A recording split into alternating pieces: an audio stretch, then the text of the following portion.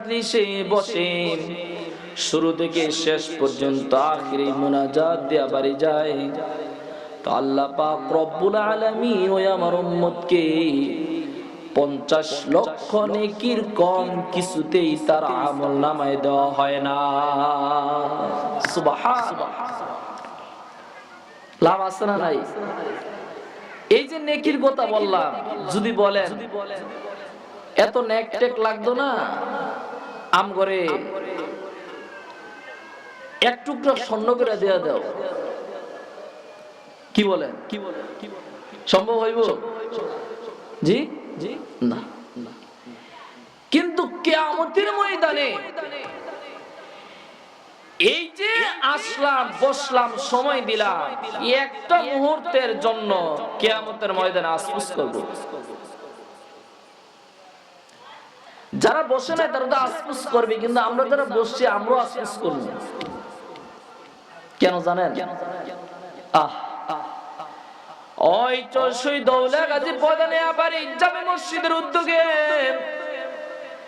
মাহফিল হইছিল, 5টা মিনিট সময় দিছিলাম। হায় হায়, আজকে কেন আর একটু সময় যদি দিতাম তাহলে আজকে তো আমার মর্যাদাটা আরো বেশি বাড়িয়ে যাইতো। আল্লাহু আকবার। ওই দিন আফসোস করব, কিন্তু আফসোস করলে কোনো কাজে আসবে? আসবে না। সম্মানিত উপস্থিতি, আমি আপনাদের সামনে একটি সূরার একটি আয়াত তেলাওয়াত করেছিলাম।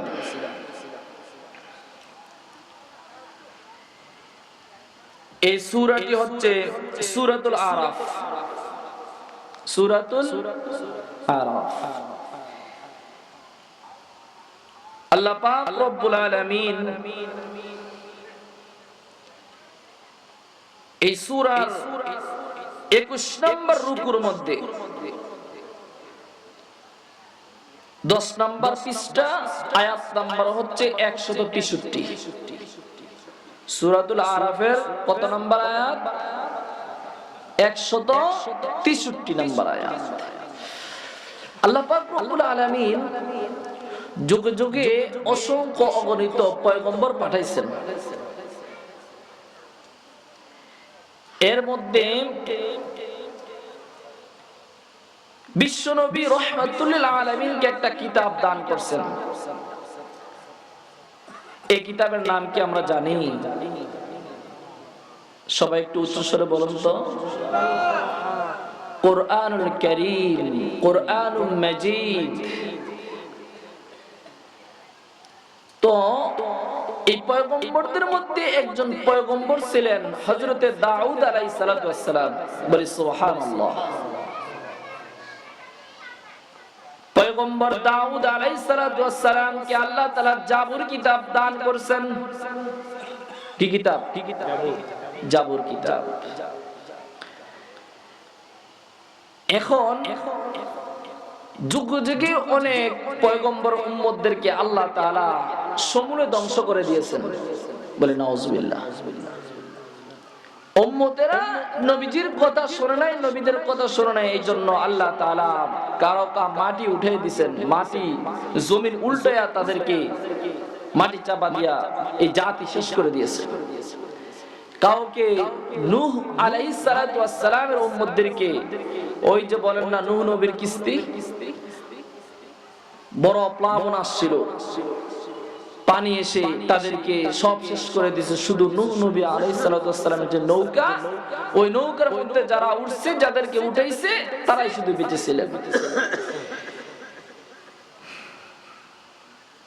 তো দাউদ আলাইহিস সালাতু ওয়াস সালামের জামানায়ও একটা শাস্তি আসছিল, গজব আসছিল। তারা তাদের নবীর কথা শোনে নাই বিদায় তাদেরকে কিছু শূকর, কিছু বানর বানাই দিয়েছিলেন। সামনে কথাগুলো সিরিয়াল ভাই আসবে, বুঝবেন। কেন বানাইছিলেন এটা জানার দরকার আছে না নাই? কি বলেন? আল্লাহ পাক এই কোরআনের মধ্যে ওই যুগের ঘটনাগুলা কেন আনছেন এটা আমাদের জানার দরকার আছে না? আল্লাহ পাক বলছে তাদের থেকে শিক্ষা নেওয়ার জন্য। তাদেরকে কি করার জন্য? শিক্ষা নেওয়ার জন্য। যারা বুদ্ধিমান তারাই কি করবে? শিক্ষা নেবে। তো এই জন্য আজকে আমরা জানবো যে তাদেরকে কেন বানর আর শুকর বানাইছিলেন। আল্লাহ পাক রব্বুল আলামিন সূরাতুল আরাফের 163 নম্বর আয়াতে আল্লাহ পাক বলেন,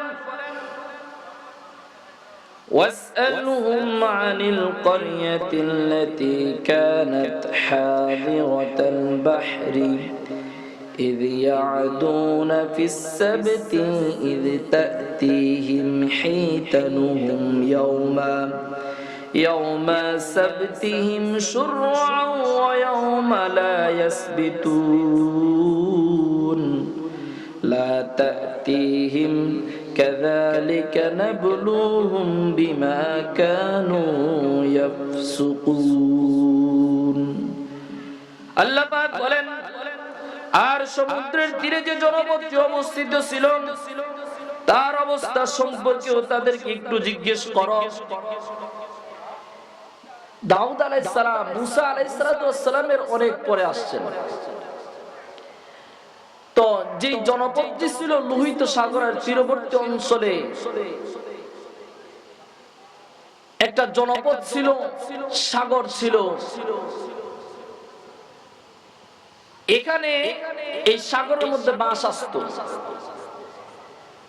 আর এই মাছগুলা বেশিরভাগ আসতো শনিবারে। কিবারে? শনিবারে। ইহুদিদের মর্যাদাপূর্ণ একটা দিন হচ্ছে শনিবার। কথা বুঝাইতে পারছি? আমাদের মর্যাদাবান দিন কোনটা? সপ্তাহের শুক্রবার। তো এই ইহুদিদের মৎস্য শিকার ছিল তাদের কর্ম, তাদের জীবিকা নির্বাহের একটা মাধ্যম। কি শিকার? মৎস্য, মাছ শিকার। এখন শনিবারে আবার হযরতে দাউদ আলাইহিস সালাম তিনি জাবুর কিতাব পাঠ করে, বলে সুবহানাল্লাহ। কি কিতাব? জাবুর কিতাব। মাসগুলা শনিবারে পয়গম্বর দাউদ আলাইহিস সালামের জাবুর কিতাবের তেলাওয়াত শোনার জন্য মাছগুলা সাগরের পারে চলে আসে। অন্যান্য দিন যেইভাবে জাল মেরে মাছ ধরতে হয়, কিন্তু শনিবারে জাল মারা লাগে না, হাতের মধ্যেই হাত দিয়া সেদিন মাছ ধরতে পারে। সুবহানাল্লাহ। মাছরা চিঠি পাঠাইলেন পয়গম্বর দাউদ আলাইহিস সালামের কাছে, বলে আপনার তেলাওয়াত শোনার জন্য আমরা আসি, আর আপনার উম্মতেরা আমাদেরকে ধরে ফেলে, আপনি একটু নিষেধ করে দেন। এই মাছেরা জিকির করে কার গুণগান গায়? আল্লাহর। সমস্ত মাখলুকাত আল্লাহ তাআলার গুণগান গায়, শুধু মানুষেরা গায় না। মানুষ তার রবের কি করে না? চিনে না, কিন্তু সমস্ত মাখলুকাত রব চিনে। এই জন্য তারপরে বলেন, তাদের সেই ঘটনার কথা স্মরণ করিয়ে দাও যে সেখানকার লোকেরা শনিবারে আল্লাহর হুকুম অমান্য করত, এবং শনিবারে মাছেরা পানিতে বেশি বেশি তাদের সামনে আসতো, অথচ শনিবার ছাড়া অন্য দিন আসতো না। তাদের নাফরমানির কারণে তাদেরকে আমি ক্রমাগত পরীক্ষার মধ্যে ঢেলে দিচ্ছিলাম বলেই এমনটি হতো। আল্লাহ তাআলা পরীক্ষা করছিলেন। কি পরীক্ষা জানেন? এই মাছগুলা দাউদ আলাইহিস সালামের তেলাওয়াত শুনতো। দাউদ আলাইহিস সালামের জাবুর কিতাবের পাঠ কেমন হবে শুনেন, একটু एग्जांपल দেই। আল্লাহ পাক কিয়ামতের ময়দানে, বুঝছেন, বিচার কার্য শেষ করে আল্লাহ পাক একটা সম্মেলন করবেন। বলে সুবহানাল্লাহ। কি করবেন? একটা সম্মেলন করবেন। এখন মাহফিল করে না, মাহফিলের মধ্যে সভাপতি থাকেনি, আওয়াজ দিয়ে প্রধান অতিথি থাকেনি, থাকে। আল্লাহ পাক সেদিন এরকম একটা মজমা, এরকম একটা জলসা মাহফিল করবেন। সেদিন প্রধান অতিথি বানাইবেন আমার আপনার নবী, বিশ্ব নবী রাহমাতুল লিল আলামিন নবী মুহাম্মদ রাসূলুল্লাহ সাল্লাল্লাহু আলাইহি ওয়াসাল্লামকে। বলি সুবহানাল্লাহ। কাকে বানাইবেন? মুহাম্মদ রাসূলুল্লাহ সাল্লাল্লাহু আলাইহি ওয়াসাল্লামকে। সভাপতি হবেন আল্লাহ তাআলা নিজে। আর ওই দিন পয়গম্বর দাউদ আলাইহিস সালাতু ওয়াস সালামের সুললিত কণ্ঠে, তার কণ্ঠস্বর ছিল চমৎকার। নবীদের মধ্যে শ্রেষ্ঠ কণ্ঠস্বর ছিল দাউদ আলাইহিস সালাম। এক এক নবীকে এক এক কোয়ালিটি আল্লাহ তাআলা দান করেছেন। সমস্ত পয়গম্বরকে যে কোয়ালিটি দিয়েছে, শুধুমাত্র আমার আপনার নবী বিশ্ব নবী রাহমাতুল লিল আলামিনকে দিবেন শুধু সব মিলে যা আমার নবী একাই তা। বলি সুবহানাল্লাহ। হযরত দাউদ আলাইহিস সালামের সুললিত কণ্ঠে যখন তেলাওয়াত শুরু করে দিবেন, মানুষগুলা কণ্ঠের কারণে হাজার হাজার বছর সেখানে অজ্ঞান হয়ে শুয়ে পড়বে। এত সুন্দর কণ্ঠ আল্লাহ তাআলা দাউদ পয়গম্বরকে দিয়েছেন। তো সেই কণ্ঠে যারা যখন তেলাওয়াত করে মাছগুলা আসেন,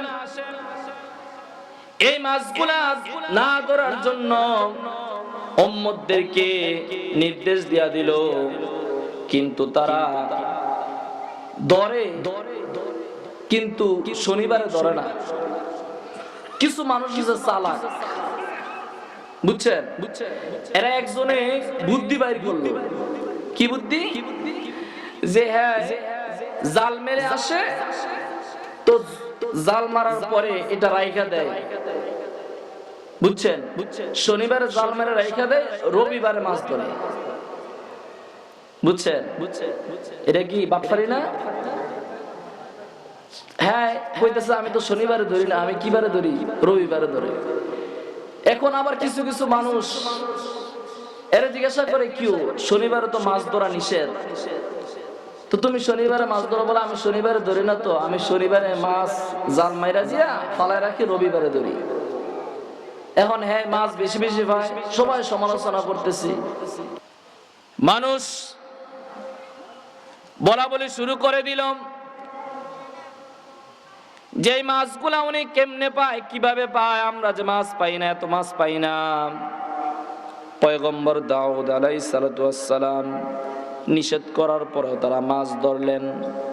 তারপরে কিছু মানুষ যার জুপটা দিয়া ফালায় রাখে, গর্ত করে ফালায় রাখে, রবিবার যায়া শনিবারে এই কাজ করে, রবিবারে যায়া মাছ ধরে। কিবারে? রবিবারে মাছ ধরে। আচ্ছা বলেন তো, এটা কি নবীর কথা অমান্য করা হয় নাই? হয়েছে। এখন কিছু মানুষ আছে আমাদের দেশও চালাক, খুব বুদ্ধিমান, নিজের খুব বুদ্ধিমান মনে করে, আছে না নাই? যে হুজুর মানুষ ইসলামিক মাইন্ডের মানুষ, হ্যাঁ এত কিছু বুঝে না, দুনিয়াদারি বুঝে না, হ্যাঁ খুব চালাক, সব কিছু বুঝে, কিন্তু শেষমেশ আবার কি খায়? দরা খায়।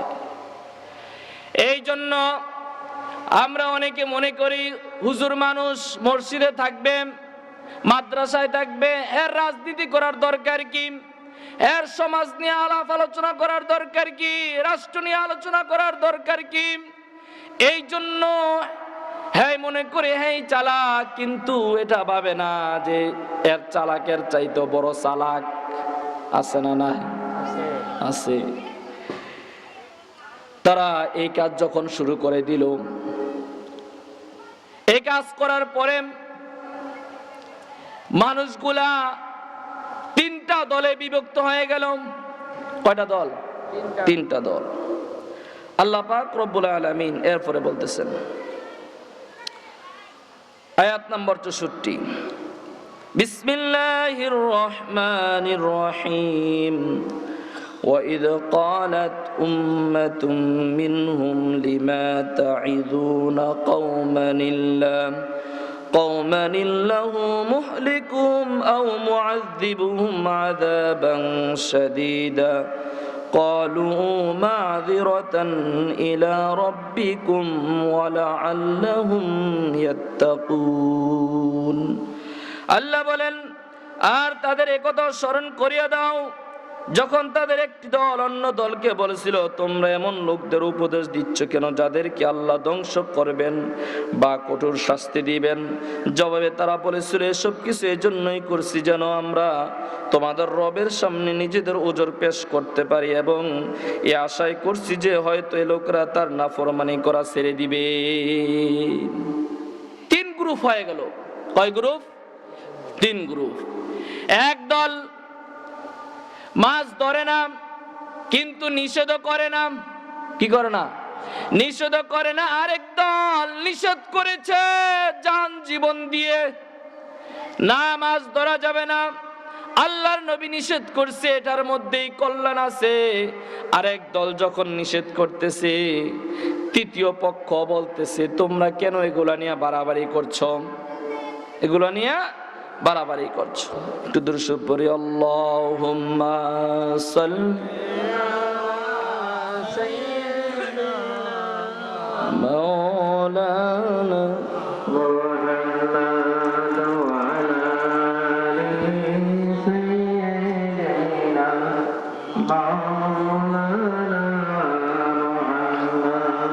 اللهم صل على سيدنا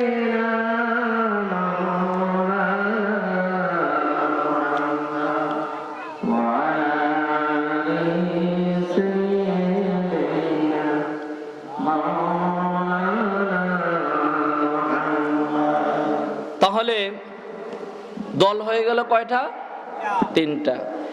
এক দল ধরছে, মাছ ধরার মধ্যে আছে। আরেক দল শুধু বলছে আর কি, এই মাছ ধরো না, তেমন বাধা দেয় না। তো একবার বলার পরে আর কি করে না, বলে না।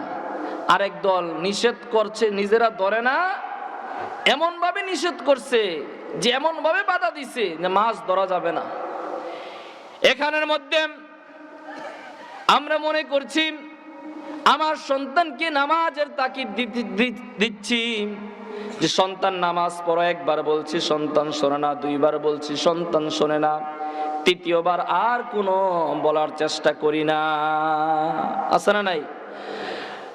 বাতিজাকে বলছি, বাতিজা এই আড্ডার মধ্যে যাইও না। সন্তানকে বলছি এই খেলার মধ্যে যাইও না, এই জুয়ার আসরের মধ্যে বসিও না। 1বার 2বার 3বার বলছি, আর বলি না। না না, এমন হবে না। আপনি এমন ভাবে বলবেন আপনার মৃত্যুর আগ পর্যন্ত তাকে নিষেধ করতে হবে, বলতেই থাকতে হবে। যে যতক্ষণ পর্যন্ত নিষেধ না শুনবে ততক্ষণ পর্যন্ত বলতেই থাকবে। এটাই হচ্ছে নিয়ম। সম্মানিত উপস্থিতি, তাহলে 3টা দল হয়ে গেল। এক দল মাছ ধরে, আরেক দল নিষেধ করে না, তাদেরকে বাধাও দেয় না, কিন্তু আরেক দল বাধাও দিচ্ছে এবং কি তাদের কাছ থেকে আলাদা হয়ে গেছে। একটা তাদের মাঝে একটা দেওয়াল দিয়ে ফেলছে। কি দিছে? দেওয়াল। দেওয়াল দিছে। তাদের সাথে আমাদের কোনো সম্পর্ক নাই, তাদের সাথে আমাদের কোনো সম্পর্ক নাই। তারা আলাদা, আমরা আলাদা। 2 দল একদিকে চলে গেছে। আর এক দল যারা ন্যায় নীতি ছিল, তারা ছিল কল্যাণকামী দলের মধ্যে। আল্লাহ তাআলা বলেন, কুনতুম খায়রা উম্মাতিন উখরিজাত লিন-নাসি তা'মুরুনা বিল মা'রুফ ওয়া তানহাউনা আনিল মুনকার ওয়া তু'মিনুনা বিল্লাহ। আল্লাহ বলেন, বান্দা, তোমাদেরকে সৃষ্টি করা হয়েছে, তোমাদেরকে আবির্ভূত করা হয়েছে কল্যাণের জন্য। তোমরা সৎ কাজের আদেশ করবে, অসৎ কাজের নিষেধ করবে। এই সমাজ, আমাদের এই সমাজে এই কাজ আছে না নাই? নাই। আছে? নাই। সৎ কাজের আদেশ, অসৎ কাজের নিষেধ। সৎ কাজের আদেশ আসে, অসৎ কাজের নিষেধ নাই। নিষেধ করা যায় না, বলা যায় না, বললে আক্রমণ আসে। আছে না নাই? আছে। অথচ দেখেন, বিশ্বনবী রাহমাতুল লিল আলামিন সমাজ থেকে খারাপ বের করার জন্য সমাজ থেকে কুসংস্কার বের করার জন্য নিজে পাথরের আঘাত খেয়েছেন, সাহাবায়ে কেরাম পাথরের আঘাত খেয়েছেন, রাসূলের দান মুবারক শহীদ হয়েছে কি হয় নাই? হয়েছে। আল্লাহ রাসূল সাল্লাল্লাহু আলাইহি সাল্লাম মুসলিম শরীফের হাদিসের মধ্যে বলেন, মান রাআ মিনকুম মুনকারান ফালইগাইয়ির বিয়াদিহি ফাইন লাম ইয়াস্তাতি ফাবিলিসানিহি ফাইন লাম ইয়াস্তাতি ফাবিকলবিহি ওয়া যালিকা আযআফুল ঈমান। বিশ্বনবী বলেন, তোমাদের মধ্যে যদি কোনো খারাপ কাজ দেখতে থাকো, যদি কোনো খারাপ কাজ সংগঠিত হয়, তাহলে তোমরা হাত দ্বারা প্রতিহত করবে। কি দ্বারা? হাত দ্বারা। এই হাত হচ্ছে লাঠি, লাঠি দ্বারা প্রতিহত করবে। যদি তাও তোমার সামর্থ্য না থাকে, তাহলে তুমি তোমার জবান দ্বারা নিষেধ করবা। কি দ্বারা? এদিকে তাকান। কি দ্বারা? জবান দ্বারা নিষেধ করবা। যদি তোমার তাও সামর্থ্য না থাকে, অন্তরে অন্তরে এই কাজের ঘৃণা করবা। কি করবা? ঘৃণা করবা। অপশন কয়টা? তিনটা। একটু কথা বলিয়েন। প্রথম কাজ হচ্ছে হাত দ্বারা প্রতিহত করা, যদি এটা সামর্থ্য না থাকে জবান দ্বারা নিষেধ করা, যেটা আলেম ওলামারা করে থাকে। আর হাত দ্বারা প্রতিহত করবে কে? আইন প্রশাসন, সরকার।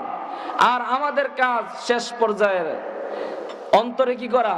ঘৃণা করা। আমরা এই ঘৃণাও করতে পারি না এখন।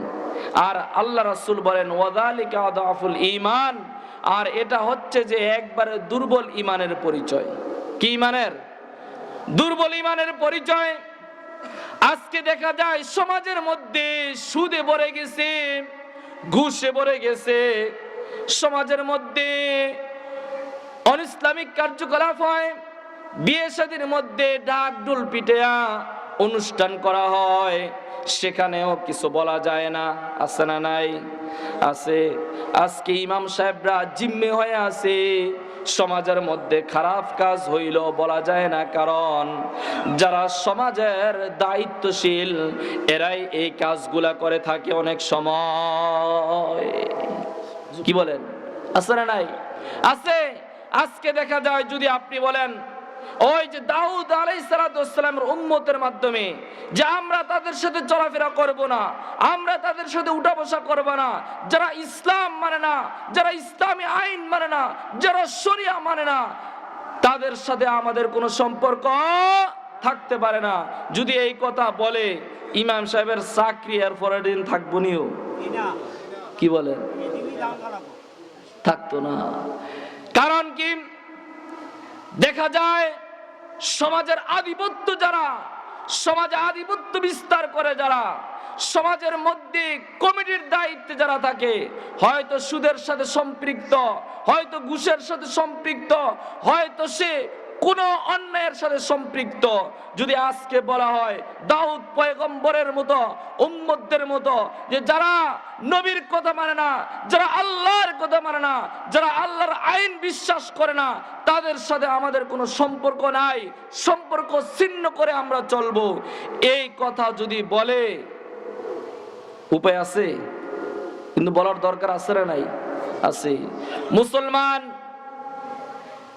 আল্লাহ তাআলার ওয়ার্ডের মধ্যে চলবে, নবীর সুন্নাহ মোতাবেক জীবন পরিচালনা করবে। কিন্তু আজকে দেখা যায় ওয়াযালিকা আযআফুল ঈমান, মনে মনে অন্তরে অন্তরে ঘৃণা করা, এই কাজটাও আমরা আজকে করতে পারি না। কারণ হচ্ছে ক্ষমতার ভয়। কিসের ভয়? ক্ষমতার ভয়, টাকা পয়সার ভয়। আজকে দেখা যায় আপনি সুদখোরের সাথে সম্পর্ক না রাখলে আপনি এর পরের দিন টাকা পাবেন না। ক্ষমতাধর যিনি চাঁদাবাজ, যিনি টেন্ডারবাজ, যিনি মামলা মুকদ্দমার কান্ডারি করে, এই সমস্ত লোকের সাথে আপনি যদি ভালো সম্পর্ক না রাখেন, দেখা যাবে এর পরের দিন আপনার উপরও মামলা আসতে পারে না। পারে না? পারেনি? পারে। আল্লাহুম্মা সাল্লি আলা সাইয়্যিদিনা মাওলানা মুহাম্মদ ওয়া আলা আলি সাইয়্যিদিনা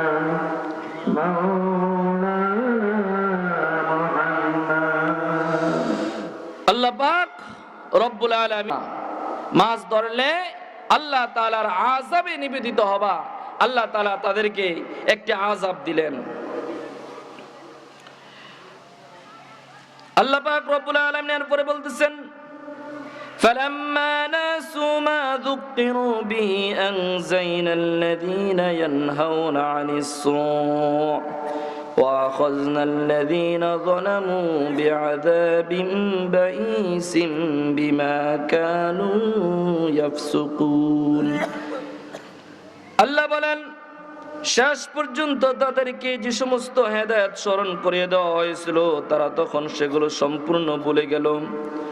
তখন যারা খারাপ কাজে বাধা দিত তাদেরকে আমি বাঁচিয়ে নিলাম এবং বাকি সমস্ত লোক যারা দোষী ছিল তাদের নাফরমানের জন্য তাদেরকে কঠিন শাস্তি দিলাম। আল্লাহ পাক স্পষ্টভাবে বলে দিয়েছেন যারা বাধা দিয়েছে তাদেরকে আল্লাহ পাক কি করলেন? বাঁচিয়ে দিলেন। এখন আসেন আমরা একটু বুঝার চেষ্টা করি, বুঝি। এখন আমরা আপনার সমাজে খারাপ কাজ, অন্যায় কাজ, অসৎ কাজ হয় কি হয় না? কি বলেন, হয়নি? হয়। এখন এই অসৎ কাজের যখন আপনি বাধা দিতে যাবেন তখন দেখবেন দুই শ্রেণীর লোক হয়ে যায়। একদল আপনার পক্ষে থাকবেন, আরেক দল দেখবেন সুশীল, হ্যাঁ আপনার সাথেও আছে, আবার যিনি খারাপ কাজ করছে, যিনি অন্যায় করছে তার সাথেও আছে। আছে না নাই? আছে, এমন লোকও থাকে। তাহলে একটু চিন্তা করে দেখেন, আল্লাহ তাআলা দুই শ্রেণীর মানুষের উপরে আল্লাহ তাআলা আযাবটা দিয়েছিলেন। কয় শ্রেণীর? যারা ধরছে মাস শনিবারে, যারা ধরছে, আর যারা বাধা দেয় নাই। কি করে নাই? বাধা দেয় নাই। আল্লাহ পাক রব্বুল আলামিন কোরআন কারীমের সূরা বাকারার 65 নম্বর আয়াতে আল্লাহ বলেন وَلَقَدْ عَلِمْتُمُ الَّذِينَ اعْتَدَوْا مِنكُمْ فِي السَّبْتِ فَقُلْنَا لَهُمْ كُونُوا قِرَدَةً خَاسِئِينَ। আল্লাহ বলেন তোমরা নিজেদের সেই সকল লোককে ভালো করেই জানো যারা শনিবারের বিষয়ে সীমালঙ্ঘন করেছিল, ফলে আমি তাদেরকে বলেছিলাম তোমরা দৃক্ষিত বানরে পরিণত হও। কিসে? বানরে পরিণত হও। শনিবারে মাছ ধরা নিষেধ করা হয়েছিল, এরপরে যারা ধরছে এবং যারা এদেরকে সমর্থন দিছে, এই দুই দলকে আল্লাহ তাআলা বানর আর শূকরে পরিণত করে দিছে। বলেন আউযুবিল্লাহ। তাহলে আমরা আপনার সমাজের মধ্যে অন্যায় কাজ, অশ্লীল কাজ, বেহায়াপনা কাজ এগুলো যদি হয় তাহলে আমি আর আপনি কোন পথ বেছে নিব? কি বলেন, কোন পথ বেছে নিব? সমাজের মধ্যে যেহেতু এগুলো না হয় এই জন্য আপনি বাধা দিতে হবে, যিনি বাধা দিবেন তার পক্ষে থাকতে হবে। আজকে দেখা যায় 17 বছরে যত অন্যায় অপরাধ, যত জুলুম হয়েছে, এই জুলুম অন্যায়ের বিরুদ্ধে যখন কিছু মানুষ দাঁড়িয়ে গিয়েছিল, কিছু সন্তান, কিছু ছাত্র দাঁড়িয়ে গিয়েছিল, তাদের পক্ষ অবলম্বন করার কারণে আমাদেরকে আল্লাহ তাআলা একটা বিজয় দান করেছিলেন। কথা বলেন ঠিক কিনা? এই জন্য আপনি মাজলুমদের পক্ষে থাকতে হবে, জালেমদের পক্ষে থাকলে হবে না। আল্লাহ পাক রব্বুল আলামিন এর পরের আয়াতে বলেন فَجَعَلْنَاهَا نَكَالًا لِمَا بَيْنَ يَدَيْهَا وَمَا خَلْفَهَا وَمَوْعِظَةً لِلْمُتَّقِينَ। আল্লাহ বলেন অতঃপর আমি এই ঘটনাকে সেই কালের ও তার পরবর্তী কালের লোকদের জন্য দৃষ্টান্ত এবং যারা ভয় করে তাদের জন্য উপদেশ গ্রহণের মাধ্যমে বানিয়ে দেই। বলি সুবহানাল্লাহ। তাহলে এই ঘটনাকে আল্লাহ তাআলা আমাদের জন্য শিক্ষা নেওয়ার জন্য উপদেশ হিসেবে দিয়েছেন। উপদেশ নিতে রাজি আছি আমরা? আমরা সকলেই এই ঘটনা থেকে শিক্ষা নিব যে অন্যায় যে করবে তাকে প্রশ্রয় দেওয়া যাবে না। যিনি অন্যায় করবে, ইসলাম মানবে না, ইসলামী নিয়ম কারণ আল্লাহর আইন, সুদ খাওয়া হালাল না হারাম? কথা বলেন। এই জায়গার মধ্যে যে একটা আইন হলো যে শনিবারে মাছ ধরা যাবে না, এটা কার আইন? কথা বলেন না কেন? কার আইন? আল্লাহর আইন। সুদ খাওয়া হালাল না হারাম? হারাম। ঘুষ খাওয়া হারাম। জিনা করা হারাম। অন্যের সম্পদ আত্মসাৎ করা হারাম। তাহলে এই কাজগুলা যদি আমাদের ভিতরে পাওয়া যায়, আমাদের উপরে কি গজব আসতে পারে কি পারে না? আজকে দেখা যায় কিছুদিন পর পর আমাদের দেশে ভূমিকম্প হয়। আমি আর আপনি কি মনে করেন যে ভূমিকম্প এমনি এমনি হয় নাকি? এমনি এমনি হয়? এমনি এমনি হয় না। আল্লাহ তাআলা মাঝে মধ্যে আমাদেরকে সতর্ক করেন, বান্দা তোমাদের গুনাহের কারণে আল্লাহ তাআলা এই জাতিকে এই ভূমিকম্প দিতেছেন। একটা হাদিসের কথা বলতেছি, যে বুখারী শরীফের একটা হাদিসের উদাহরণ আসছে এরকম, যে মনে করেন একটা জাহাজ, একটা কি জাহাজ, এই জাহাজের মধ্যে দুইটা তালা আছে। কয় তালা? দুই তালা জাহাজ। জাহাজ কি সাগরে চলে নাকি রাস্তায় চলে? সাগরে চলে। এখন মনে করেন যে নিচের লোকদের পানির প্রয়োজন, উপরের লোকদেরও পানির প্রয়োজন। এখন উপরের লোকরা চিন্তা করলো আমাদের যেহেতু পানির প্রয়োজন, নিচে পানির সিস্টেম আছে। এখন হ্যাঁ চিন্তা করলো উপর থেকে এসে এই জাহাজ ছিদ্র করে, এক জায়গায় ছিদ্র করে নিচ থেকে পানি আনবে। নিচ থেকে কি আনবে? পানি আনবে। আপনি আর আপনি কি মনে করেন উনি যে ছিদ্র করতেছে এটা কি ভালো না খারাপ? কি বলেন? এটা আমার জন্য, সবার জন্য, এই জাহাজের মধ্যে যত যাত্রী আছে সবার জন্য এটা খারাপ। কারণ এই সাগর ডুবলে শুধু সে ডুববে না, আমাদেরকেও ডুবতে হবে। তাহলে তাকে বাধা দিতে হবে। যদি বাধা দেয় এটাই হচ্ছে বুদ্ধিমানের কাজ, আর যদি বাধা না দেয় তাহলে এটা বুদ্ধিমানের কাজ না, সেও ধ্বংস হবে, আমাদেরকেও ধ্বংস করবে। আর একটি কথা বলেন, শেষ করছি। পয়গম্বর লূত আলাইহিস সালাতু ওয়াস সালামের কথা সবাই শুনছেন? শুনছেননি? শুনছেন। এই লূত আলাইহিস সালাতু ওয়াস সালামের স্ত্রীকেও পয়গম্বর লূত আলাইহিস সালাতু ওয়াস সালাম বাঁচাইতে পারে নাই আল্লাহর গজব থেকে। পয়গম্বর লূত আলাইহিস সালাম কি খারাপ ছিলেন নাকি? নাউজুবিল্লাহ, না, খারাপ ছিলেন না। পয়গম্বর লূত আলাইহিস সালাতু ওয়াস সালামের স্ত্রী খারাপ ছিলেন না, কিন্তু যারা খারাপ কাজ করত, যারা অন্যায় করত, সমাজের মধ্যে বিশৃঙ্খলা করত, তাদেরকে তিনি সাপোর্ট দিতেন। কি দিতেন? সাপোর্ট দিতেন। এই জন্য তাকে বাঁচাইতে পারলেন না। পয়গম্বর নূহ আলাইহিস সালাতু ওয়াস সালাম তার সন্তান এবং তার স্ত্রী কাউকে সে ওই তার নৌকার মধ্যে উঠাইতে পারে নাই। পারছে? পারে নাই। কেননা তারা তো কোনো অন্যায় করে নাই, কোনো অপরাধ করে নাই, তাদেরকে কেন বাঁচাইতে পারলো না? আল্লাহ তাআলার সরাসরি অর্ডার, এ নূহ আলাইহিস সালাতু ওয়াস সালাম, পয়গম্বর নূহ শোনো, তোমার স্ত্রী আর এবং তোমার সন্তানকে তুমি তোমার নৌকায় উঠাইতে পারবা না। তারা যারা খারাপ কাজ করত, যারা অসৎ কাজ করত, যারা আল্লাহর কোরআনের আইন মানে না, যারা শরিয়া মানে না, যারা আল্লাহর দ্বীন ইসলামকে বিশ্বাস করে না, তাদেরকে তারা সাপোর্ট দিত, তাদের বিরোধিতা করত না। এই জন্য আল্লাহ তাআলা সমূলে সব জাতিকে কি করছে? ধ্বংস করে দিয়েছেন। আরেকটি কথা বলে শেষ করে দিচ্ছি। একজন আবেদ ছিলেন, বড় বুজুর্গ, তিনি এমন ইবাদত করতেন যে তার খানা আসতো আসমান থেকে। কি থেকে? আসমান থেকে। সব সময় বান্দা জিকির আজকারে থাকতেন, নামাজরত অবস্থায় থাকতেন। আল্লাহ পাক রব্বুল আলামিন ওই জমিনের মধ্যে গজব দিবেন, ফেরেশতা পাঠাইছেন।